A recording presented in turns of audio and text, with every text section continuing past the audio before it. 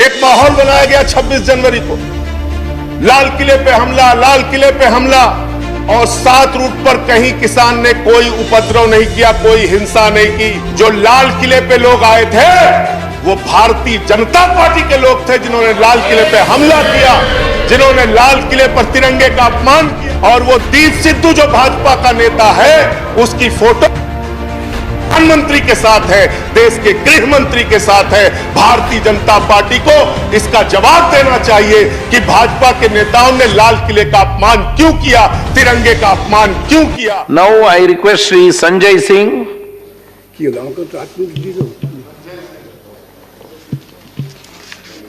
धन्यवाद मान्यवर, आपने इस अति गंभीर विषय पे मुझे अपनी बात कहने का मौका दिया। मान्यवर, मैं महामहिम राष्ट्रपति जी के अभिभाषण के विरोध में अपनी बात कहने के लिए खड़ा हुआ हूं,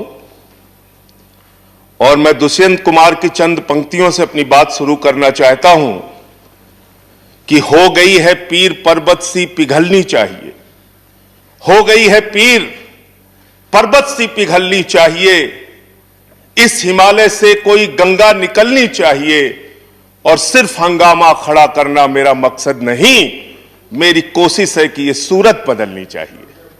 आज मुल्क में जो हालात है किसान के मान्यवर,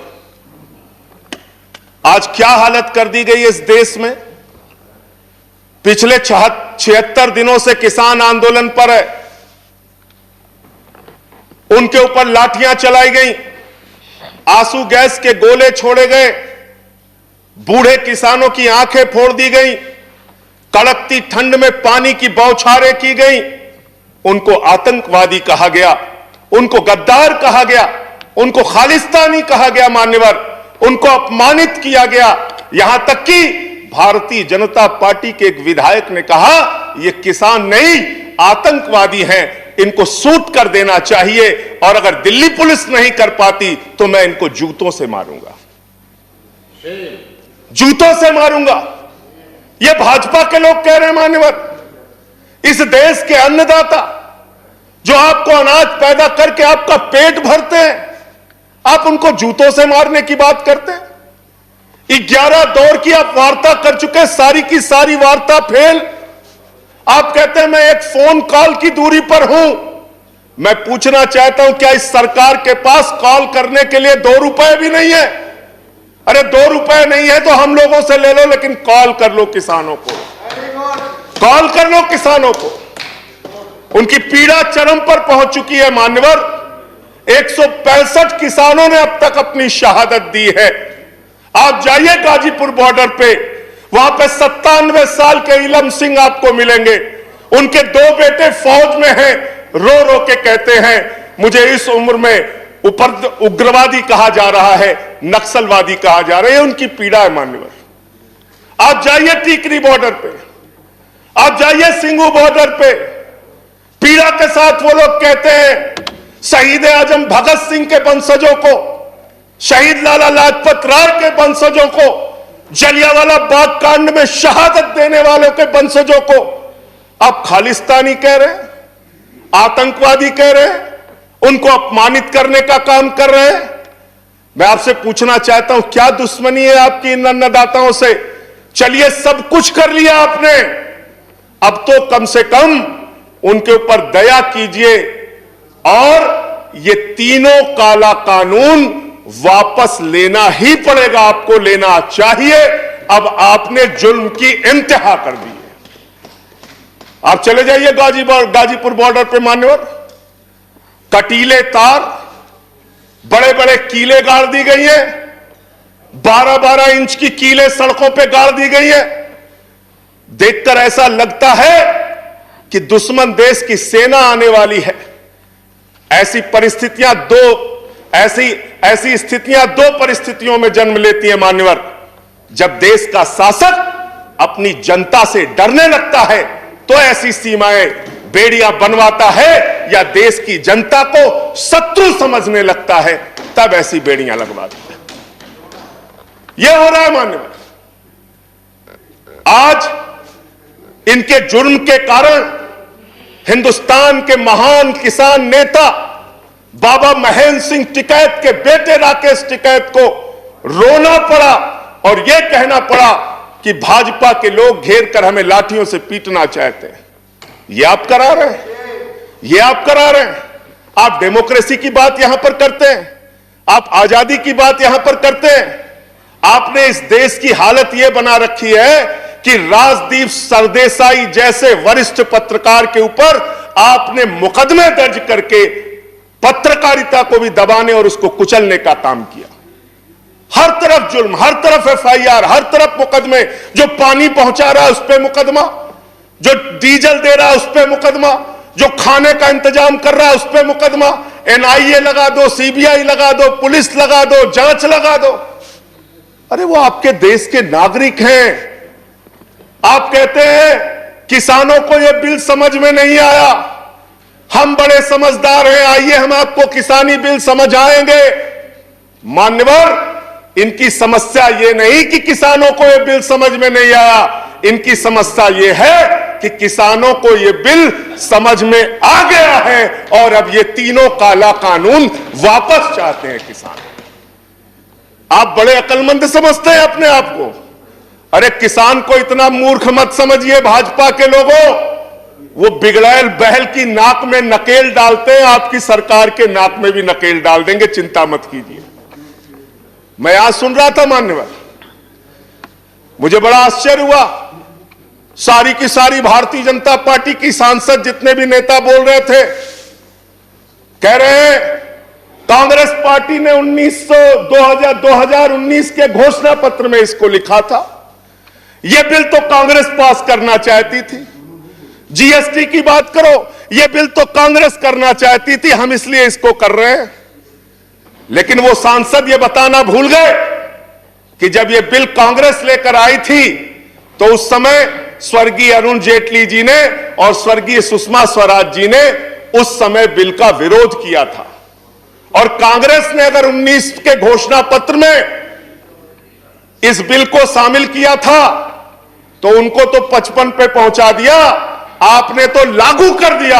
आपको 5 पे पहुंचा देगी, इस देश की जनता 5 पे पहुंचा देगी। इसलिए अगर आप कांग्रेस के सपनों को पूरा करने के लिए आए हैं तो जनता को भ्रमित मत कीजिए। अपनी पार्टी का नाम बदलकर भारतीय जनता पार्टी से कांग्रेस पार्टी कर लीजिए, कांग्रेस ए हो जाए, कांग्रेस बी हो जाए, जनता प्रचार करे। आप लोग समझें आप क्या कहना चाहते हैं, जनता तय कर लेगी। मान्यवर, इस बिल में क्या क्या लिखा है वो बातें आपको बता के और थोड़ी बातें कह के अपनी बात खत्म करूंगा।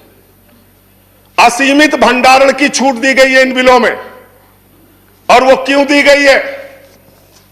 2 साल से अडानी का 100 एकड़ जमीन का लैंड यूज चेंज करने की एप्लीकेशन हरियाणा सरकार के पास पेंडिंग थी। लेकिन 7 मई को जब पूरे देश में लॉकडाउन लगा था, उस समय उस लैंड यूज को चेंज करके 100 एकड़ जमीन पर अडानी को भंडारण कोल्ड स्टोरेज बनाने की छूट दी गई और 5 जून को ऑर्डिनेंस के जरिए असीमित भंडारण और कोल्ड स्टोरेज बनाने की छूट दी गई। तो यह बिल किसानों के लिए नहीं लाया गया, अपने 4 पूंजीपति मित्रों के लिए यह सरकार यह काला कानून लेकर आई है। उन्हीं को फायदा पहुंचाने के लिए काला कानून लेकर आया गया है, उन्हीं के लाभ पहुंचाने के लिए काला कानून। यह सरकार 130 करोड़ हिंदुस्तानियों की सरकार नहीं है मान्यवर, यह सरकार उन 4 पूंजीपति लोगों की सरकार है जिनके लिए कानून बनाते हैं और जिनसे चंदा लेकर ये लोग चुनाव लड़ने का काम करते हैं। यह उनके लिए बनाई गई है मान्यवर। मान्यवर, इस सरकार में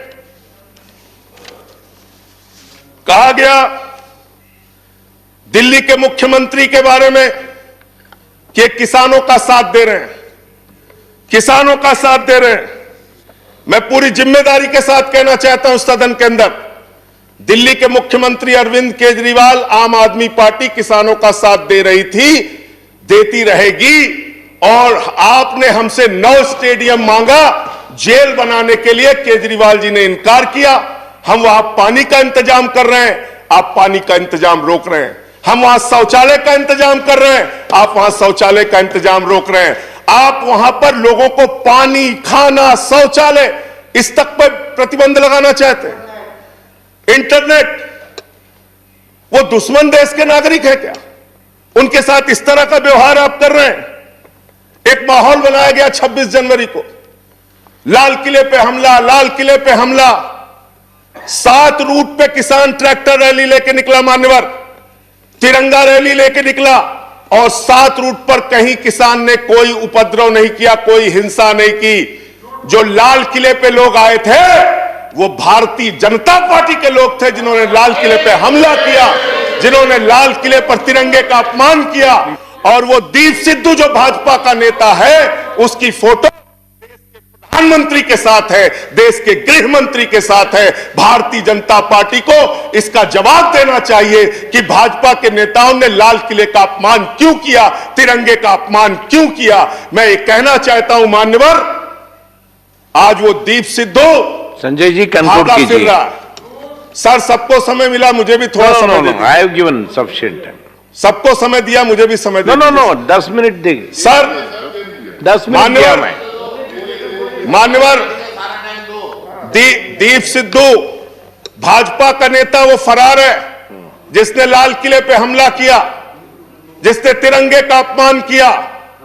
अपनी घिनौनी राजनीति के चक्कर में ये लोग कहां तक जा सकते हैं, इसका सच है ये जो सामने आया है। आप एमएसपी देने की बात कहते हैं, आप कहते हैं हम इस देश के किसान को एमएसपी देंगे।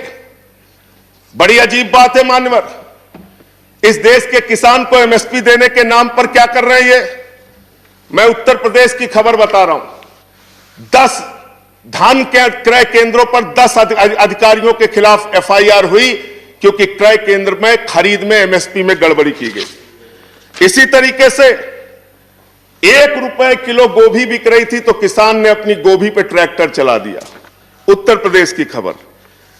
बरेली के अंदर उत्तर प्रदेश में 3 करोड़ की धान खरीद हो गई कागजों पे, किसान का पता तक नहीं है। तो डेरेक ओब्रायन साहब, जो यूपी में खरीद हुई है वो भूतों की खरीद हुई है, किसान का पता नहीं, नाम दर्ज करके खरीद हो गई। 4 साल में गन्ना किसानों पे मात्र 10 रुपए इन्होंने बढ़ाया है उत्तर प्रदेश के अंदर, मात्र 10 रुपए मान्यवर। तो इसलिए ना आप एमएसपी देना चाहते हो, ना किसान को उसके फसल का दाम देना चाहते हो। असीमित भंडारण की छूट देकर आपने पूंजीपति मित्रों को यह सुविधा दे दी कि सस्ते में किसान से अनाज खरीदेंगे, सस्ते में किसान से फल खरीदेंगे, सस्ते में किसान से सब्जियां खरीदेंगे, उसका बड़े बड़े स्टोरेज में भंडारण करेंगे, जमाखोरी करेंगे, और जब बाजार में फल सब्जियों की कमी हो जाएगी, अनाज की कमी हो जाएगी, तो महंगे दामों में जनता को बेचेंगे। यानी आपने महंगाई को, जमाखोरी को, कालाबाजारी को इस बिल के माध्यम से लीगलाइज करने का, वैधता प्रदान करने का काम किया है। इस देश में महंगाई बढ़ाने का काम किया है, उसका रास्ता आपने खोला है। इसलिए भी ये बिल, तीनों का तीनों काला बिल वापस लिया जाना चाहिए। Thank you. अंत में थैंक यू। अंत में बजट आपने पेश किया, मनोहर, बस खत्म करके अपनी बात को खत्म करूंगा, उन्हीं बातों को। Please conclude. सर, बजट इन्होंने पेश किया है, तो बजट के ऊपर और खरीद के ऊपर मैं लास्ट मिनट जो इनका बजट है चंद लाइनों में उसको कह के अपनी बात को खत्म करूंगा कि धरा बेच देंगे, गगन बेच देंगे, धरा बेच देंगे, गगन बेच देंगे, कली बेच देंगे, चमन बेच देंगे। अगर तुम ही यूं ही सोते रहे तो ये फर्जी राष्ट्रवादी वतन बेच देंगे, वतन बेच देंगे, वतन बेच देंगे। धन्यवाद माननीय। Thank you Sanjay Singh ji.